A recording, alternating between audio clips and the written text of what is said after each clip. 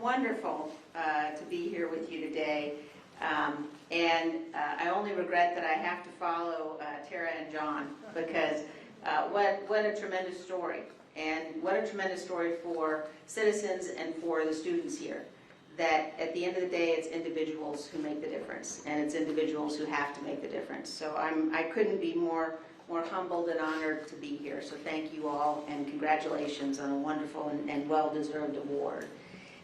It's wonderful to be here at the Loeb School. I want to also thank Joe very much, and thank the union leader.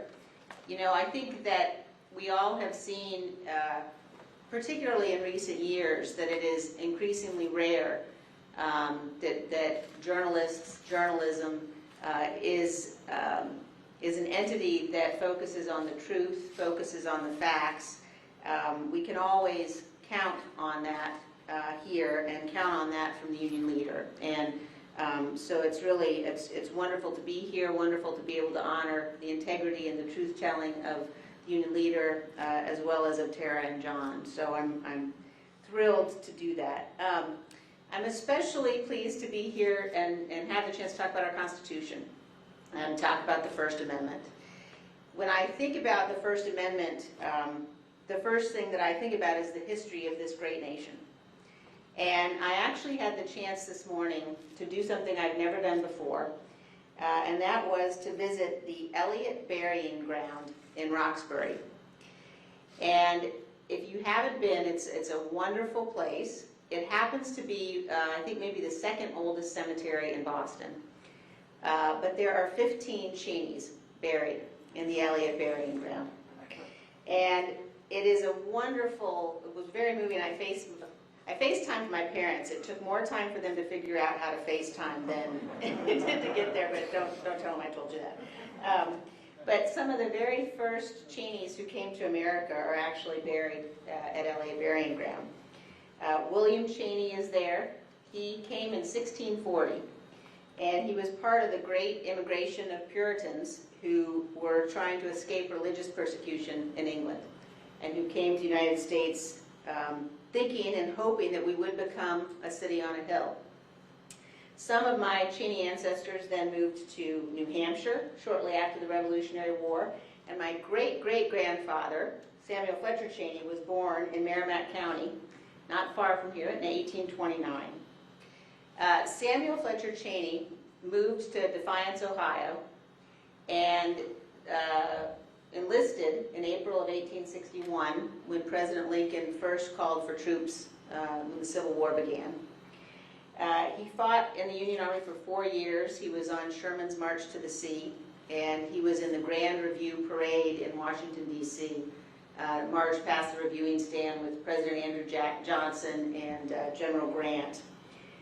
And he knew, like all of the others who fought to preserve our Union, he exemplified the idea that's enshrined in the motto of New Hampshire, live free or die. They knew the price of freedom. They knew that it had to be fought for and defended. And they knew that they were the ones who had to do it. One of the greatest blessings of this country is that in every generation, we have had citizens who've been willing to serve. Citizens who've been willing to answer that call and to defend our freedom. And as we meet here today, I can tell you without a doubt that the task for which so many generations have fought and have sacrificed now falls to us. Shortly after the impeachment back in January, I got a message from a Gold Star father. And he said to me, standing up for truth honors all who gave all. And I think that is something I will certainly never forget, and something that I think we all have to remember every day. This task now falls to us. And the question for every one of us, not just for those of us who are elected, but for every one of us, is this. In this time of testing, will we do our duty? Will we do what we must? Will we defend our Constitution? Will we stand for truth?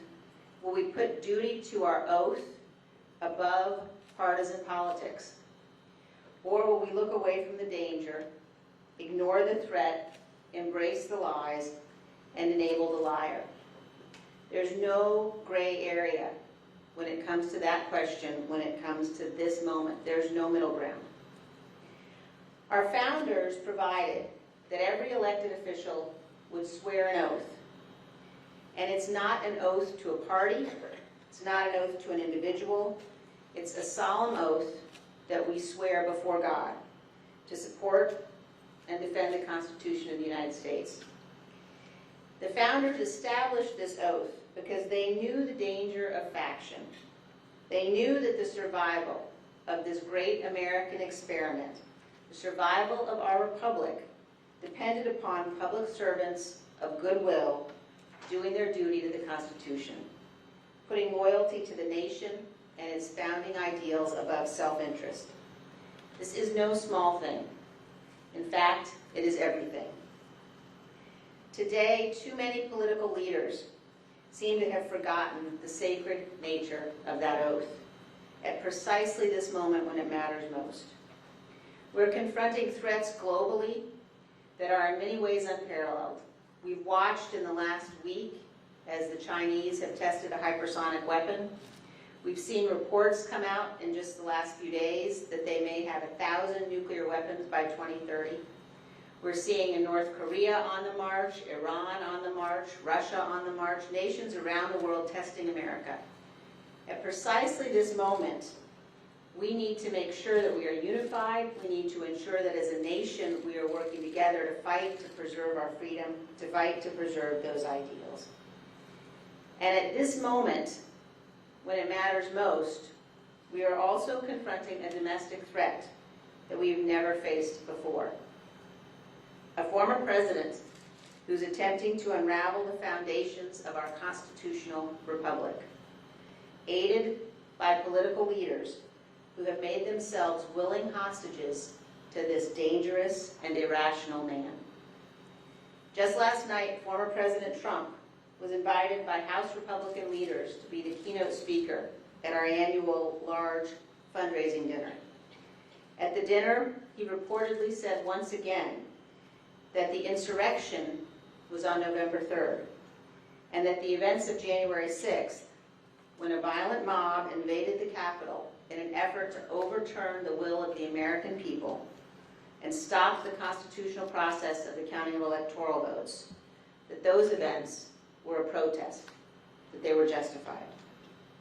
Political leaders who sit silent in the face of these false and dangerous claims are aiding a former president who is at war with the rule of law and the Constitution. When our constitutional order is threatened, as it is now, rising above partisanship is not simply an aspiration, it is an obligation of every one of us. Now, I am a conservative Republican. I disagree strongly with nearly everything President Biden has done since he's been in office. His policies are bad for this country. I believe deeply that conservative principles, limited government, low taxes, a strong national defense, the family as the essential building block of our nation and our society, those are the right ideals for this country. I love my party. I love its history. I love its principles. But I love my country more. I know this nation needs a Republican Party that is based on truth. One that puts forward our ideals and our policies based on substance. One that is willing to reject the former president's lies. One that is willing to tell the truth. That millions of Americans have been tragically misled by former President Trump, who continues to this day to use language that he knows provoked violence on January 6th. We need a Republican Party that is led by people who remember that the peaceful transfer of power is sacred, and it undergirds the very foundations of our republic. We need Republican leaders who remember that fidelity to the Constitution, fidelity to the rule of law, those are the most conservative of conservative principles. In the months since January 6th, I've sometimes heard people say something like, well, what happened was bad, but it wasn't that big a deal because our institutions held. To those people, I say our institutions do not defend themselves. We, the people, defend them. Our institutions held on January 6th because there were brave men and women, elected officials at every level of our government, who did their duty, who stood up for what was right, who resisted pressure to do otherwise. And our institutions held because of the bravery of the men and women in law enforcement and in our military, our Capitol Police, some of whom are here with us today, our Metropolitan Police, the ATF, men and women in law enforcement who defended the most sacred space in our republic, our Capitol building. Our institutions held because there were 140 law enforcement officers who fought for hours and held the tunnel on the west front of the Capitol, preventing a violent mob of even more, thousands more, from entering our building. Because of those brave men and women, Congress was safe, and we carried out our constitutional duty to count the electoral votes. That is why our institutions held. Because men and women of courage and honor recognize one of the most fundamental principles in a republic. And that is the principle that no citizen in a republic is a bystander. No one is. Every one of us is called to defend this great experiment, government of, by, and for the people. In all the history of mankind, there has never been a place like America. Our nation is far from perfect, but we know that it is our founding documents, our founding principles, the Constitution, our Bill of Rights, that provide the path forward for freedom and for justice for every one of us. And not just for us, but for all mankind. We've been entrusted with this nation by God and by every generation that has cherished and protected her since our founding. And we have a duty not just to protect and defend the nation, but we have a duty to protect our ideals and our freedoms by safeguarding our history. As we've watched over the last several years, it's become even more clear than ever that American history is lacking in our schools. We have to teach our children what is special about this nation. Our children need to know about the boys of Pointe du Hoc. They need to know about Doolittle's Raiders, the battles of Midway and Iwo Jima. They need to know about the courage of the young Americans who fought the Nazis at the Battle of the Bulge and the Japanese on Okinawa. They need to learn why America was right to end the war by dropping atomic bombs. And they need to know about the fundamental decency of a nation that established the Truman Doctrine, the Marshall Plan, the Berlin Airlift, and the North Atlantic Treaty Organization. They need to know about the horror of the Holocaust and what it means to promise never again. They need to know that once there was an empire that was so evil and so bereft of truth, it had to build a wall to keep its citizens in, and that the free world, led by America, defeated it. And we did that, by the way, on this day in 1989, when the wall came down. They need to know about the terrorists who attacked us on 9/11, the courage of the first responders, and the heroism of the passengers on Flight 93. They need to learn about great men, like George C. Marshall and Dwight Eisenhower and Harry Truman and Ronald Reagan, and great women, like Margaret Thatcher. They need to know what it took to prevail over evil in the 20th century and what it will take in the 21st. And we must make sure that our children know that it's the brave men and women of the United States Armed Forces who defend our freedom and secure it for millions of others as well.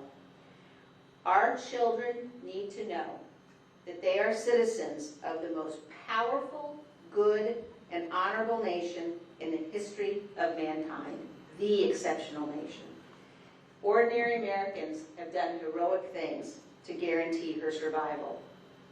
America's future and the future of freedom for all the world now depends on us.